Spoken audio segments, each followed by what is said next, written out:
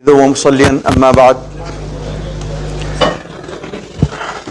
سب سے پہلے تو میں اس پروگرام کے کامیاب انعقاد پر تمام ہی شرکائے کار کو مبارکباد پیش کرتا ہوں، اور ملتقى نقاش کے اسٹیج سے جو یہ خوبصورت پروگرام اور بامعنی پروگرام پیش کیا ہے اس کے لیے یقیناً آپ حضرات لائق مبارکباد ہیں، اور توقع رکھتا ہوں، امید رکھتا ہوں کہ مستقبل میں انشاءاللہ اس سے بہتر کاوشیں آپ حضرات کی طرف سے دیکھنے میں سامنے آئیں گی۔ جہاں تک موضوع کا تعلق ہے، یہ موضوع اپنی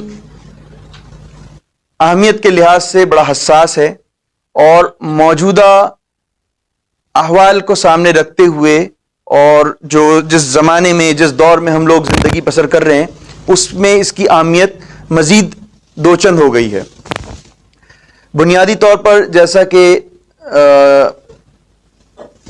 آپ نے جو اسلامی نقطہ نظر پیش کر رہے تھے انہوں نے بتایا کہ یہ اصلاً یہ تحریک جو اٹھی ہے، یہ ابتدائی جس کے اگر ہم اس کو ابتدائی دو دور کا جائزہ لیں، یعنی دور اول اور دور ثانی، تو یہ اس دور کی جو یعنی عدم توازن جو تھا اس دور میں، یا اس دور میں بے اعتدالی جو تھی مرد اور عورت کے درمیان، تو یہ اس تعلق سے یہ تحریک سامنے آئی ہے۔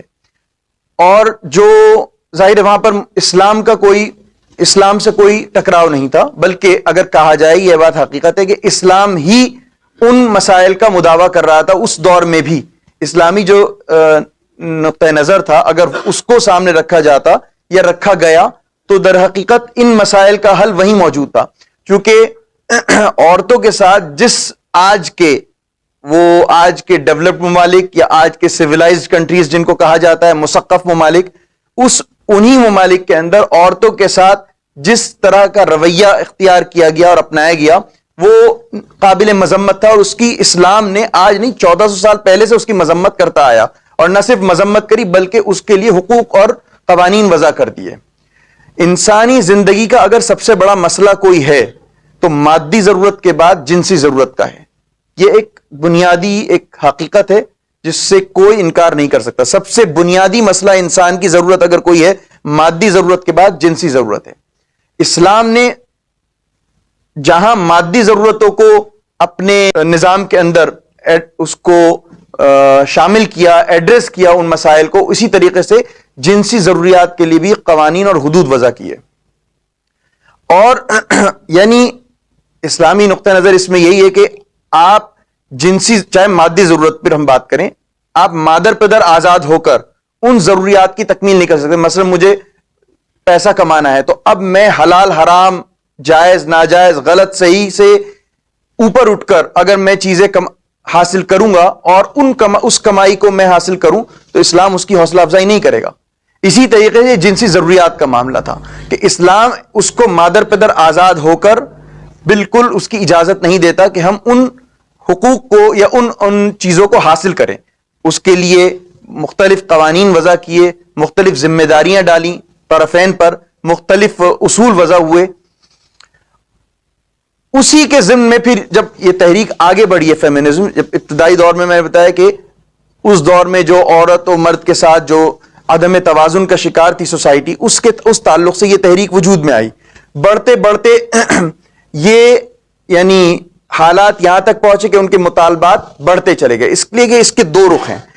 ایک رخ تو ہے اس کا ایجابی کہہ دیں آپ، یا یہ کہہ دیں ظاہری، اور ایک تھا پس پردہ جو ان کے اغراض و مقاصد تھے۔ جو ظاہری ان کے اغراض تھے اس میں یہی ہے کہ بھئی عورت کے ساتھ ظلم ہو رہا ہے، زیادتی ہو رہی ہے، اس کے لیے یہ تحریک اٹھی اور عوام نے اس پر لبیک کہا اور ان کے ساتھ میں آئے۔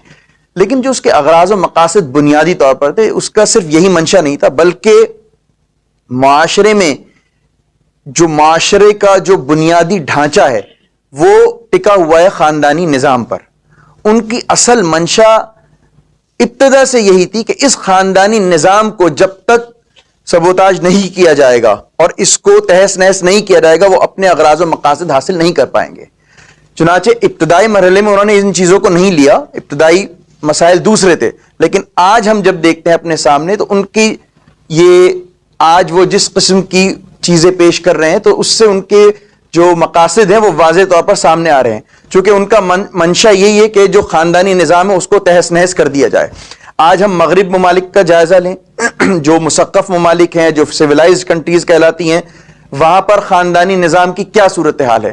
یعنی حیرت ہوگی، 90 کی دہائی میں بل کلنٹن جو امریکہ کے صدر تھے، ان کا بیانیہ ہے کہ امریکہ کے اندر غالباً انہوں نے کہا کہ 10 سال، اگلے 10 یا 20 سال کے بعد اتنے فیصد، غالباً 60 یا 70% آبادی کے تعلق سے انہوں نے بات کہی کہ آبادی جو ہوگی وہ born without any wedlock, یعنی بغیر کسی بندھن میں بندھے ہوئے بچوں کی پیدائش کی تعداد جو ہے اتنی تناسب بڑھ جائے گا، اور اس چیز کو انہوں نے ذکر کیا۔ حالت یہاں تک پہنچ گئے ہیں کہ آج وہاں پر ان ممالک میں یہ تحریک اٹھی ہوئی ہے کہ جیسے انسان کے بیسک رائٹس پر بات ہوتی ہے، اسی طریقے سے ہر بچے کا بنیادی حق قرار دیا جائے کہ وہ اپنے باپ کو جان سکے۔ یعنی آپ یہ دیکھیے اس سوسائٹی میں یہ پریشانیاں، یہ خرابی کہاں تک پہنچ گئی کہ ان کو ان چیزوں کے لیے آواز اٹھانی پڑی کہ انسان کا یہ بنیادی حق ہے کہ وہ اپنے باپ کا نام جانے، کیونکہ کوئی خاندانی اسٹرکچر نظام ہے ہی نہیں، اس کو ختم کر دیا گیا۔ اب وہ ممالک یا وہ تہذیبیں جہاں پر ہم یہ چیزیں دیکھتے ہیں کہ آج اپنی رئیس یعنی تمام تر خامیوں کے اعتراف کے باوجود یہ بہرحال اسٹرکچر باقی ہے، چاہے وہ اسلامی تہذیب و تمدن بنیادی طور پر ظاہر ہے اس نے اس کو تحفظ فراہم کیا، یا پھر یہ کہ مشرقی تہذیب کا یہ حصہ ہے، دوسرے جو مذاہب ہیں ان کے اندر بھی ان چیزوں کی اہمیت ہم محسوس کرتے ہیں۔ تو انہوں نے ان چیزوں کو ٹارگٹ کرنے کے لیے پورا یہ ایک اس کو بڑے شد و مت کے ساتھ اس تحریک کو پیش کیا، اور انہوں نے بڑے خوشنما نعرے پیش کرے، مساوات مرد و زن، آزادی نسواں، اور طرح طرح کی اس قسم کی بہت خوبصورت عنوانات، عدل، مساوات، اس قسم کی چیزوں کے ساتھ پیش کیا، جس سے بڑا پرکشش محسوس ہوا۔ اسلامی نقطہ نظر جیسا کہ انہوں نے بھی ذکر کیا کہ ایک چیز ہے مساوات، ایک ہے عدل، ایک ہوتا ہے مساوات، ایک ہے عدل۔ اسلام جو ہے مساوات کی بات نہیں کر رہا، اسلام عدل کی بات کرتا ہے۔ اس کو مزید اس کو واضح طور پر ہم سمجھ سکتے ہیں، آپ ایک مثال یہ لیں کہ مثلا ایک شخص ہے جس کا قد ہے 5 فٹ مثلا، اور ایک شخص ہے جس کا قد ہے 5.5 فٹ۔ یہاں ایک باؤنڈری وال ہے، دیوار ہے، اور ہمیں اس طرف دیکھنا ہے، تو ایک شخص جو 5 فٹ کا ہے اس کو وہاں پر 2 یا 3 اینٹیں لگا کر مثلا یا وہ سٹول لگا کے وہ وہاں دیکھ سکتا ہے، لیکن جو 5.5 فٹ کا ہے اس کو بھی اتنی ہی ہائٹ کی ضرورت ہے۔ اگر مساوات کا تقاضا تو یہ ہے کہ میں جو اس کے لیے لگا رہا ہوں، جتنا اس کو سپورٹ دے رہا ہوں اتنا ہی وہاں پر دیا جائے، لیکن عدل کا تقاضا ہے کہ جس کی جتنی ضرورت ہے، جس کی جو ضرورت ہے اس کی رعایت کی جائے، اور اس کے سامنے رکھتے ہوئے ان کے حقوق کو تحفظ فراہم کریں۔ ظاہر ہے اللہ تبارک تعالیٰ نے فرمایا الا یعلم من خلق وهو اللطیف الخبیر، قرآن کریم کی آیت ہے کہ اللہ تعالیٰ ظاہر خالق کائنات ہے، اس کو معلوم ہے اس نے کیا پیدا کیا، تو اس کو معلوم ہے کہ مرد کے اندر اس کے اندر کون سی قوتیں زیادہ ہیں، عورتوں کے اندر کون سی چیز ایسی ہے جو کم ہے اور کون سی چیز اس کے اندر زیادہ ہے، تو اس کی رعایت کرتے ہوئے ان کو ذمہ داریاں تقسیم کر دی گئیں۔ چنانچہ بنیادی طور پر ہم دیکھیں تو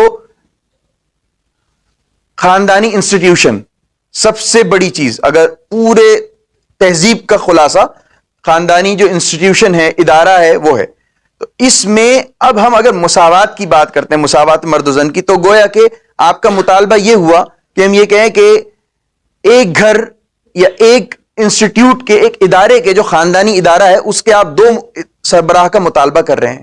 کوئی بھی نظام اس طرح سے چل ہی نہیں سکتا کہ وہاں پر 2 مساوی حیثیت کے آپ پوزیشن دے دیں، اس میں لا محالہ ٹکراؤ ہوگا، اور اگر ٹکراؤ ہوگا تو فیصلہ کس کی رائے پر ہوگا؟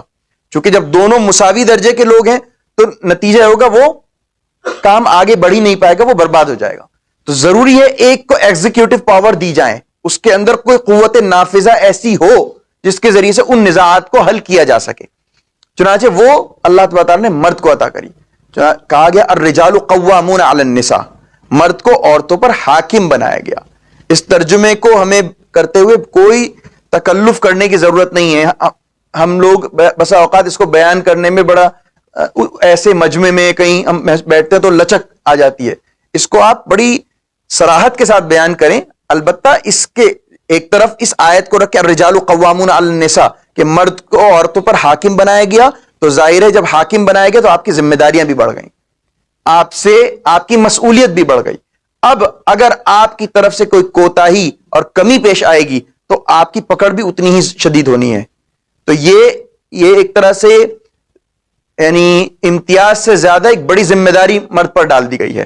اور یہ کیوں ڈالی گئی؟ اس لیے کہ مرد اس کا متحمل تھا. ظاہر اللہ تبارک تعالیٰ اس کو جانتے تھے کہ اللہ نے مرد کے اندر کون سی عناصر زیادہ اس کے اندر قوت کے ساتھ پیدا رکھے ہیں, تو اس لحاظ سے اس کے اندر وہ صلاحیتیں پیدا کر دی گئیں. اب جب دو آدمی ایک درجے کے نہیں ہوں گے, ظاہر نزاع, ایسی صورت میں جب نزاع پیش آئے گا تو مرد کے اندر وہ صلاحیت رکھی کہ وہ مرد اس اپنے فیصلے سے ان مسائل کو حل کر سکے. اب ایک مسئلہ تھا عورت کا کہ میں اکثر کہا کرتا ہوں, ہم لوگ ادارے میں آپ لوگ موجود ہیں, مدرسے کی طرف سے مختلف ہدایات آئے دن آتی رہتی ہیں. ہمیشہ آپ کو سمجھ میں آئے یہ ضروری نہیں. اکثر ہوتا ہوگا بھئی یہ عجیب اعلان ہے, 11 بجے گیٹ بند کرا دیتے ہیں, 10 بجے گیٹ بند ہو رہا ہے, 12 بجے گیٹ بند ہو رہا ہے, فلاں کو نہیں آنے دے. تو طرح طرح کی چیزیں, ظاہر اعلان کے اندر تمام چیزوں کے اس کے اسباب و علل بیان نہیں کیے جا سکتے. لیکن یہی معاملہ مرد عورت کا ہے کہ عورت کو جب مرد کے ساتھ رہنا ہے, زندگی گزارنی ہے, تو اس کے ساتھ بہت سی مرتبہ ایسا ہوگا کہ بنیادی طور پر تو یہ کہ دونوں ایک ساتھ مل کر زندگی کو, ایک گاڑی کے دو پہیے ہیں, دونوں کو ساتھ لے کر زندگی کو چلنا ہے, بچوں کی پرورش کرنی ہے, اس کے صالح اثرات تبھی ان پر بچوں پر نمایاں ہوں گے. لیکن ایسا بھی ہوگا کہ دونوں کی رائے میں اختلاف ہوگا. بعض مرتبہ مرد کی جو رائے ہوگی وہ دوسری ہوگی, عورت کی دوسری ہوگی. ایسے میں ظاہر مرد کی رائے کو فوقیت دی جائے گی. اس کا نتیجہ یہ ہوگا کہ عورت کے دل میں ایک کہیں نہ کہیں ایک ذہن میں ایک پیدا ہوگی, ایک اس کو کدورت سے تعبیر کریں یا آپ اس کے ذہن میں ایک طبیعت پر ایک بار گزرے گا, وہ گرا گزرے گی وہ چیز. تو اللہ تبارک تعالیٰ نے اسی لیے اس کے ساتھ نسیان کا پہلو زیادہ لگا دیا, عورتوں کے اندر نسیان کا پہلو زیادہ ڈال دیا کہ اس کو چونکہ ماتحتی میں زندگی گزارنی ہے تو اس کے اندر نسیان کا پہلو, اس لیے کہ اگر انسان ان اختلاف رائے کو نہ بھولے تو زندگی عذاب جان بن جائے گی. آپ زندگی نہیں گزار پائیں گے. ہر وقت میں سوچتا رہوں گا بھائی آج سے 8 مہینے پہلے میری بات فلاں بھی نہیں مانی تھی, 2 سال پہلے میں نے بات رکھی تھی تب بھی میری بات کو نظر انداز کر دیا گیا. اگر وہ چیزیں اسی طرح تر و تازہ انسان کے دماغ میں رہیں گی تو زندگی مصیبت بن جائے گی. تو اللہ تعالیٰ نے اس کے اندر عورت کے اندر نسیان کا مادہ نسبتاً مرد سے زیادہ رکھا. اس کی بھی یہ حکمت ہے. تو در حقیقت یہ ایک پورا ایک نظام ہے, اس میں جو یہ سب باتیں جو کی جاتی ہیں, آزادی نسواں, تحریر نسواں یا مساوات, یہ ایک دھوکہ ہے. اور اسلام نے تو ان کو بنیادی حقوق اور ان کو تحفظ فراہم کیا ہے. ہاں یہ ضرور بات ہے کہ اس کا ایک دوسرا پہلو بھی ہے کہ آج اگر مسلمان اس کٹگرے میں آ کر کھڑے ہوتے تو ہم اسلامی تعلیمات اور شریعت پر عمل نہ کرنے کی وجہ سے, یعنی ہم نے جو عورتوں کو اسلام نے حقوق دیے, شریعت نے, اللہ تبارک تعالیٰ نے, ہم نے وہ نہ ان کو وہ بھی نہیں دیے جس کی وجہ سے آج آپ سوالوں کے گھیرے میں ہیں اور آپ جوابات دیتے اور یعنی آپ ایک ہمیشہ ایک دفاعی پوزیشن میں رہتے ہیں اور اپنا دفاع کرتے رہتے ہیں اور اپنے صفائی پیش کرتے رہتے ہیں. اس کی وجہ ہمیں جواب سے زیادہ کوشش کرنی ہے اپنے گھرانوں پر. ہمیں کوشش یہ کرنی ہے کہ ہم اپنے گھروں پر شریعت کے مطابق جو حقوق اللہ تبارک تعالیٰ نے دیے ہیں خواتین کو وہ ان کو دیے جائیں. اگر وہ حقوق دیے جائیں گے تو بہت سے اعتراضات جو معاشرے کی طرف سے ہمارے اوپر آتے ہیں وہ خود بخود رفع ہو جائیں گے. تو اس میں کوتاہی اور کمی ہماری بھی ہے کہ ہم اس تعلق سے توجہ نہیں دیتے, جس کا نتیجہ ہوتا ہے ہم سوالیہ نشان کھڑا کرتے ہیں اسلام پر اور مسلمانوں پر. پوری کمیونٹی اور پوری کہنا چاہیے تہذیب پر سوال کھڑا ہو جاتا ہے, سوالیہ نشان. تو اس تعلق سے ہمیں یہ پہلو بھی سوچنے کی ضرورت ہے کہ ہم جو اسلام نے خواتین کو حقوق دیے ہیں وہ پورے دیے جائیں, چاہے وہ وراثت کے تعلق سے ہو, نکاح کے تعلق سے ہیں, اس میں جو ولایت کے حقوق ہیں وہ ہیں, اسی طریقے سے ان کو طلاق کے تعلق سے جو ان کی حقوق دیے گئے ہیں. مثلا اب نہیں دیا، ٹھیک ہے، طلاق دینے کا حق نہیں دیا، لیکن اس کا دوسرا طریقہ بیان کیا گیا ہے کہ اگر بالکل نباہ نہیں ہو پا رہا ہے تو اس کے لیے دوسرا حل موجود ہے کہ ہم خواتین جو ہیں وہ رجوع کریں، خلا کے لیے کوشش کریں، خلا حاصل کر سکتی ہیں. تو ایسا نہیں ہے راستے بند. اس کی بھی حکمت ہے، جیسا کہ عورت کے اندر اللہ تعالیٰ نے عاطفیت کا پہلو زیادہ رکھا، جذباتیت کا، اسی وجہ سے اس کے اندر ممتا زیادہ ہے. بچوں کے تعلق سے جو محبت اور الفت خواتین کے اندر ہو سکتی ہے، ماں کے اندر ہوتی ہے، وہ باپ ظاہر ہے وہ پہلو نہیں ہوتا. اس کا یہ مطلب نہیں کہ باپ کو محبت نہیں ہوتی، لیکن وہ پہلو اور وہ جذباتیت اور وہ لگاؤ وہ عورت کو ہی زیادہ ہوگا. تو وہ اللہ تعالیٰ نے عورتوں کے اندر زیادہ رکھا. اس کا نتیجہ یہ تھا کہ اگر طلاق کا اختیار اسی طریقے سے جس طرح مردوں کو دیا گیا ہے اور عورتوں کو دے دیا، تو شاید کوئی گھر ایسا باقی رہتا. آئے دن نزاعات تو جزبز ہوتے رہتے ہیں، کچھ نہ کچھ مسائل. تو نتیجہ یہ ہوتا ہے کہ پھر اس کا انجام کوئی یہ خاندانی نظام چل ہی نہیں سکتا تھا. تو ان تمام پہلوؤں کی رعایت کرتے ہوئے اللہ تبارک تعالیٰ نے حقوق کی تقسیم کار کی ہے. اس میں سب سے بنیادی آیت ہم اسی کو رکھیں کہ الا یعلم من خلق وهو اللطیف الخبیر، اسی کو سامنے رکھتے ہوئے حقوق وضع ہوئے ہیں. بعض فیمنسٹ جو ہیں وہ قرآن کریم کی آیات ہی سے استدلال کرنے کی کوشش کرتے ہیں، لیکن وہ اس میں تربوت کرتے ہیں اور آگے پیچھے کو ختم کر دیتے ہیں. مثلا کہتے ہیں وَلَهُنَّ مِثْلُ الَّذِي عَلَيْهِنَّ بِالْمَعْرُوفِ، وہ کہتے ہیں دیکھیے تو خود قرآن کہہ رہا ہے کہ عورتوں کے لیے اسی طرح سے حقوق ہیں جس طرح سے ان پر حقوق ہیں، لیکن وہ بھول گئے پیچھے یہ بھی ہے وَبُعُولَتُهُنَّ أَحَقُّ بِرَدِّهِنَّ. تو یہ آیات کو سامنے، مسئلہ مساوات کا ہے ہی نہیں، جیسے میں نے ذکر کیا، مسئلہ ہے عدل کا. کوئی بھی سوسائٹی، کوئی بھی جو معاشرہ ہے وہ ترقی پاتا ہے عدل سے. اگر کسی بھی سوسائٹی میں عدل ہے تو تمام خرابیاں دور ہو جاتی ہیں، چاہے وہ خاندانی نظام سے تعلق رکھتا ہو، چاہے وہ یعنی آئلی نظام کی بات کریں ہم، چاہے وہ معاشرتی پہلوؤں سے بات کریں، قانونی سطح پر چلے جائیں. اگر دیکھیں جس معاشرے میں کرائم زیادہ ہے تو دیکھتے ہیں وہاں پر بنیادی وجہ اس کی کیا ہے کہ وہاں عدل کا نظام نہیں ہے. اگر عدل کا نظام درست نہیں ہوگا تو اسی سے کرائم بڑھتا ہے، اسی سے بہت سی برائیاں جنم لیتی ہیں. تو بنیادی طور پر اسلام نے عدل کی حوصلہ افزائی کری اور عدل کے لیے قوانین وضع کیے. تو یہ مساوات کی بات کرنا یہ بے معنی ہے. اگر عدل ہے اور ہماری طرف سے بھی ہم اس کی مکافات پورے طور پر کریں اور اس کو انجام دیں اور ادا کریں تو پھر مساوات کا یہ نعرہ بے معنی ہو جائے گا. پھر ہماری ہی سوسائٹی میں بعض افراد ایسے پیدا ہوئے جو ان چیزوں پر انہوں نے اس پہلو کو بہت زیادہ شد و مت سے پیش کیا. ایک نام آپ جانتے ہوں گے، نام ہے آمنہ ودود.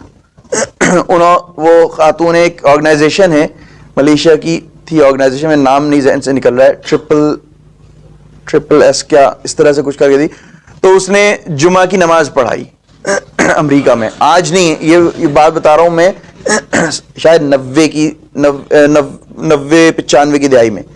تو یہ بہت بڑا، وہ آج جو ہیں وہ ایک طرح سے یورپ اور ویسٹرن ممالک ان کو اٹھائے پھرتے ہیں کہ دیکھیے یہ اسلام، یہ در حقیقت اسلام کی صحیح تصویر یہ پیش کر رہی ہیں کہ بالکل برابری ہے، مرد جیسے مرد نماز پڑھا سکتا ہے عورت بھی نماز پڑھا سکتی ہے. تو یہ غیر ضروری بحثیں ہیں. ہم ان بحثوں کا دیکھیں ڈیبیٹس میں یقیناً ہمیں اس میں ہم تمام پہلوؤں کا جائزہ لیں، لیکن اگر چاہتے ہیں کہ معاشرے میں ان اعتراضات کو ہمیں ختم کرنا ہے تو ہمیں اپنا معاشرے کی بنیاد عدل پر رکھ دیں.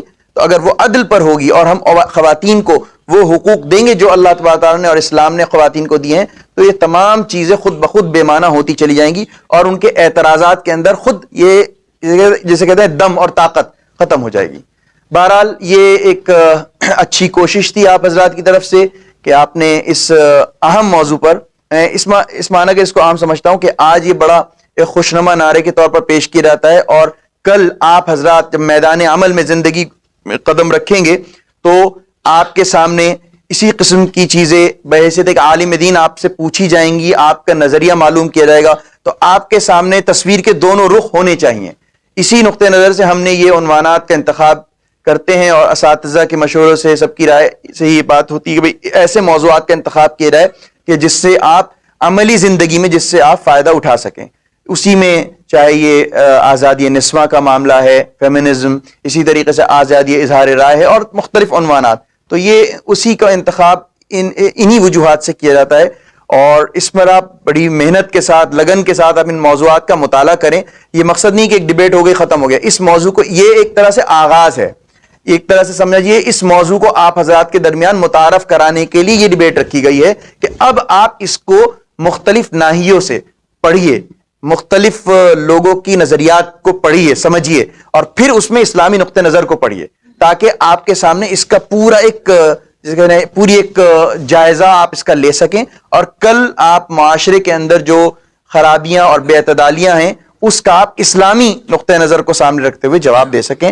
بہرحال میں آپ سبھی حضرات کو مبارکباد پیش کرتا ہوں اس کامیاب پروگرام کے انعقاد پر. اللہ تعالیٰ آپ حضرات کے علم و عمل میں خوب برکت نصیب فرمائے.